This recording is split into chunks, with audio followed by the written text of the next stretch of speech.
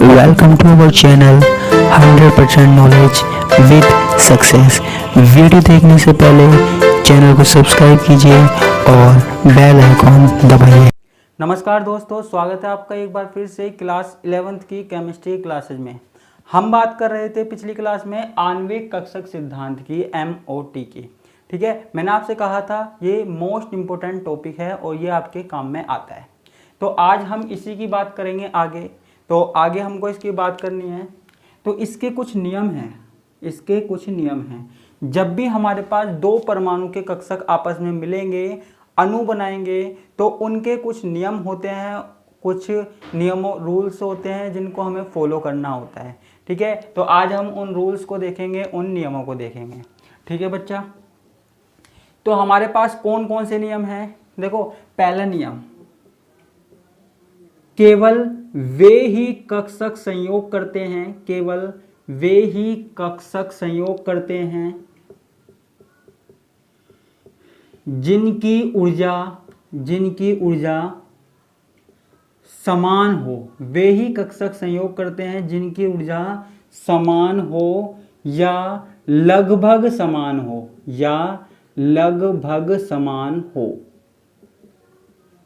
ठीक है, केवल वे ही कक्षक संयोग करते हैं जिनकी ऊर्जा समान हो या लगभग समान हो। अगर देखो हमारे पास दो कक्षकों की ऊर्जा क्या है? समान है, तो हमारे पास कौन सा कंपाउंड बनता है? हमारे पास बनता है सह संयोजक यौगिक। और ऊर्जा में थोड़ा सा अंतर है, यानी कि लगभग समान है, यानी कि एक की ऊर्जा थोड़ी सी ज़्यादा है और एक की थोड़ी सी कम है। तो हमारे पास जो बॉन्ड बनता है वो होता है आयनिक। हमारे पास क्या होता है? Ionic bond. ठीक है, तो ऊर्जा या तो समान होनी चाहिए या लगभग समान होनी चाहिए। समान होगी तो सहसंयोजक और लगभग समान होगी तो आयनिक हो सकता है। ठीक है, दूसरी बात, जब हमारे पास परमाणु के कक्षक मिलेंगे, जब हमारे पास परमाणु के कक्षक आपस में मिलेंगे, आपस में कॉम्बिनेशन करेंगे, संयोग करेंगे। ठीक है, तो संयोग करते समय अतिव्यापन जितना अधिक होगा, यानी कि एक दूसरे पे जितना ज्यादा ओवरलैप करेंगे, इस तरीके से जितना ज्यादा ओवरलैप करेंगे, अतिव्यापन जितना अधिक होगा, ओवरलैपिंग जितनी अधिक होगा, बंध उतना ही मजबूत होगा।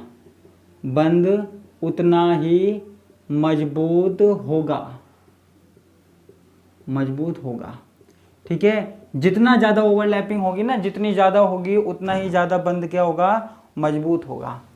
ठीक है, तीसरी बात जो हमने पहले भी पढ़ी हुई है, क्या? जब भी हमारे पास दो कक्षक मिल रहे हैं, संयोग करते हैं, ठीक है, संयोग कर रहे हैं, तो उसमें हमारे पास खाली कक्षक, भरे हुए कक्षक और आधे भरे हुए कक्षक भी भाग ले सकते हैं। तो जरूरी नहीं है कि कक्षकों में इलेक्ट्रॉन हो, ऑर्बिटल्स में इलेक्ट्रॉन हो। खाली कक्षक भी हो सकते हैं, भरे हुए भी हो सकते हैं और आधे भरे हुए कक्षक भी हो सकते हैं। ठीक है बच्चा, तो संयोग करते समय पूर्ण भरे, अर्धपूर्ण या खाली कक्षक भी अतिव्यापन कर सकते हैं। खाली कक्षक भी भाग ले सकते हैं। ठीक है, तो जरूरी नहीं है कि इलेक्ट्रॉन हो या ना हो, कोई फर्क नहीं पड़ रहा। जैसे हमने संकरण में बात की थी ना, वैसे। ठीक है, अब एक बात आती है बंध क्रम, बॉन्ड ऑर्डर। ठीक है, देखो जब भी आप MOT के बारे में बात करोगे तो वहां आपसे पूछा जाएगा बंध क्रम आप इस तरीके से लगा लीजिए कि कितने बॉन्ड है ना, कितने बॉन्ड है, बॉन्ड ऑर्डर कितना है, तो वो बंध क्रम बॉन्ड ऑर्डर। ठीक है, तो जब भी आपको बॉन्ड ऑर्डर निकालने के लिए कहा जाए तो आपको एक फॉर्मूला दे दिया जाएगा। आपको क्या दे दिया जाएगा? फॉर्मूला दे दिया जाएगा। फॉर्मूला क्या होगा? 1/2। ठीक है, 1/2 बंधी कक्षक में उपस्थित इलेक्ट्रॉन, ठीक है, माइनस अबंधी कक्षक में उपस्थित इलेक्ट्रॉन।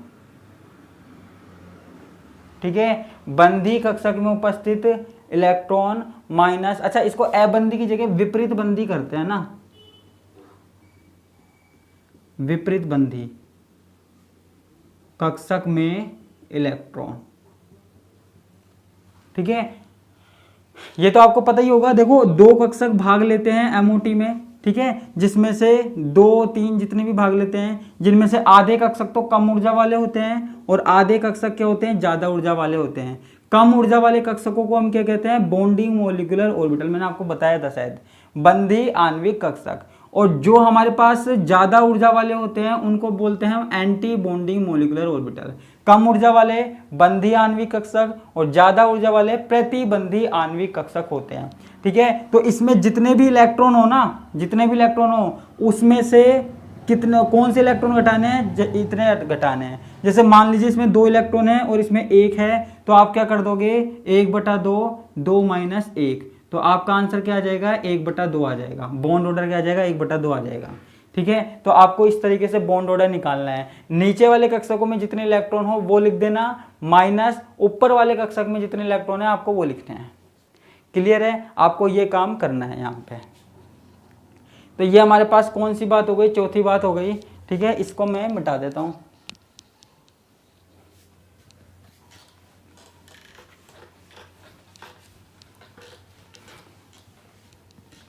अब हमारे पास क्या है, अब हमारे पास अगला पॉइंट देखते हैं।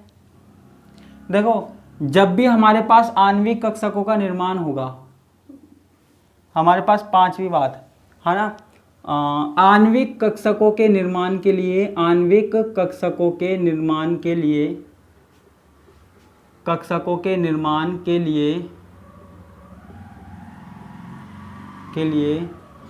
सममिति, क्या चीज, सममिति, परमाणुीय कक्षकों की सममिति। मैंने कल सममिति के बारे में बात की थी, है ना। परमाणुीय कक्षकों की सममिति समान होनी चाहिए, सिमेट्री समान होनी चाहिए। कैसी सिमेट्री होनी चाहिए, ठीक है, सममिति समान होनी चाहिए। कैसी होनी चाहिए, जैसे हमारे पास 2 कक्षक हैं, पहला, प्रथम, द्वितीय। ठीक है, यहाँ पे बात कर रहे हैं। देखो अगर हमारे पास पहला कक्षक S है तो ये किससे संयोग कर सकता है, S से और PZ से संयोग कर सकता है। P कक्षक होते हैं ना हमारे पास, 3 P कक्षक होते हैं, PX, PY और PZ। ठीक है, और S कक्षक इस तरीके से होता है। तो मैं आपको सिर्फ बता रहा हूँ कि कौन कौन, सममिति का मतलब है कौन किस कक्षक के साथ संयोग कर सकता है, उसकी सममिति के अनुसार, आकृति के अनुसार, है ना, इतना याद रखना आप। S कक्षक है वो S से और PZ वाले से कर सकता है, तो हमारे पास कौन सा कक्षक बनेगा, सिग्मा। ठीक है, हमारे पास कौन सा बनेगा, सिग्मा कक्षक बनेगा।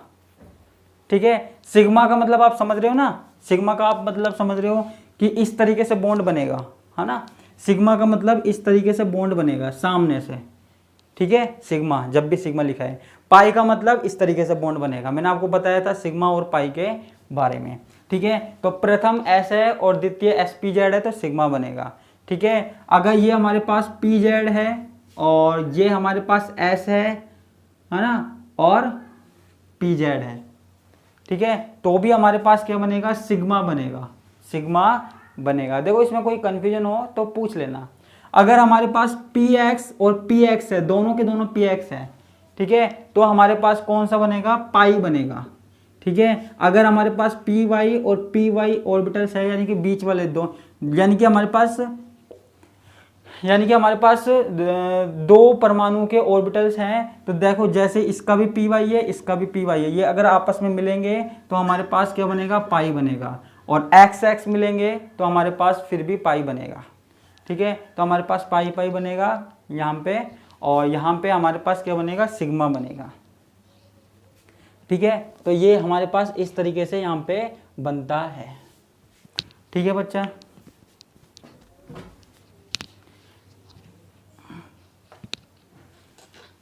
तो PP यानी कि PX मिलेंगे तो हमारे पास क्या बनेगा, पाई ऑर्बिटल्स बनेंगे, पाई बंद बनेगा। और PZ मिलेंगे तो सिग्मा बनेगा, और PY बनेंगे मिलेंगे तो हमारे पास क्या बनेगा, पाई बनेगा। ठीक है, ये बात आपको याद रखनी है कहीं पे भी।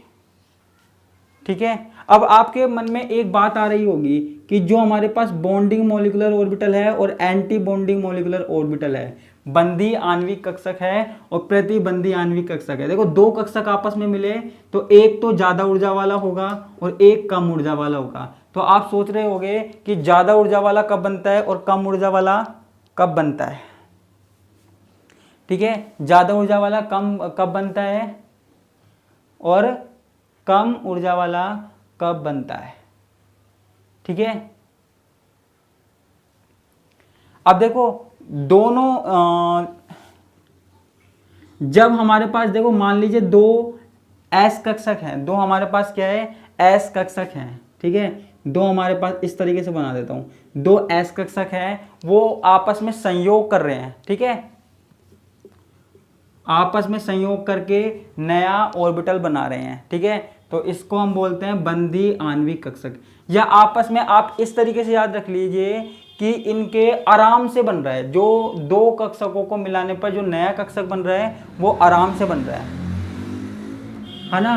और जो विपरीत बंधी आणविक कक्षक है, विपरीत बंधी आणविक कक्षक है, वो कुछ इस तरीके से बनता है।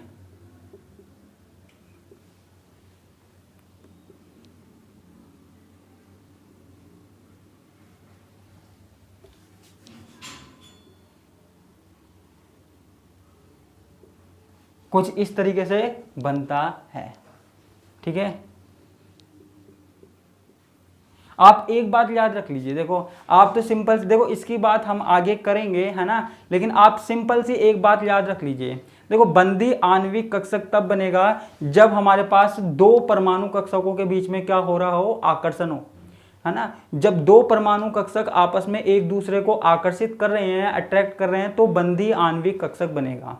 और अगर दो कक्षक आपस में एक दूसरे को प्रतिकर्षित कर रहे हैं किसी तरीके से, उनमें रिपल्सन हो रहा है, तो वहां पे हमारे पास क्या बनेगा, प्रतिबंधी आणविक कक्षक बनेगा। जब हमारे पास आकर्षण हो रहा है तो बंधी आणविक कक्षक बनता है, और जब हमारे पास आकर्षण नहीं होता है ना, यानी कि एक तरीके से आप ये लगा लीजिए कि जबरदस्ती दो कक्षकों को पास लाया जा रहा है। ठीक है, और वो बनाना भी नहीं चाह रहे है ना, वो कक्षक बनाना भी नहीं चाह रहे, लेकिन वो जबरदस्ती पास लेके आया जा रहा है। तो ऐसी स्थिति में हमारे पास बनता है एंटी बॉन्डिंग मॉलिक्यूलर ऑर्बिटल, विपरीत बंधी आणविक कक्षक। ठीक है, तो ये हमारे पास बंधी आणविक कक्षक और विपरीत बंधी आणविक कक्षक की बात हुई। इसके बारे में हम और भी चीजें पढ़ेंगे, डिटेल में पढ़ेंगे, तो ये थ्योरी खत्म होने के साथ साथ आपको अच्छे से समझ में आ जाएगा। अभी तो सिर्फ इतना याद रख लीजिए, दो परमाणु हैं, अगर उनमें आकर्षण है और उन दोनों को पास पास लेकर आ रहे हैं और नया ऑर्बिटल बन रहा है, तो उसे बोलते हैं बंधी आणविक कक्षक। और दो कक्षक हैं, वो एक दूसरे को प्रतिकर्षित कर रहे हैं, फिर भी हम उनको पास लेकर आ रहे हैं, तो इससे हमारे पास क्या बनेगा, एंटी बॉन्डिंग मॉलिक्यूलर ऑर्बिटल। ये मैंने अपनी भाषा में बताया है, किताबी लैंग्वेज भी आपको मैं बता दूंगा, लेकिन ये मैंने अपनी भाषा में बताया है। ठीक है, क्लियर है। तो आज के लिए इतना ही, बाकी का हम देखेंगे अगली क्लास में, क्योंकि हमें ये थ्योरी धीरे धीरे पढ़नी है। तो जिनको ये दो क्लास में कुछ समझ में नहीं आया तो वो मुझे ज़रूर बताना, क्योंकि ये मोस्ट इंपॉर्टेंट थ्योरी है, इसलिए मैं जल्दी जल्दी भागना नहीं चाहता, है ना, और इस थ्योरी को आराम से मैं पढ़ाना चाहता हूँ। इसी के साथ मैं आपसे विदा लेता हूँ। धन्यवाद, नमस्कार, बाय बाय।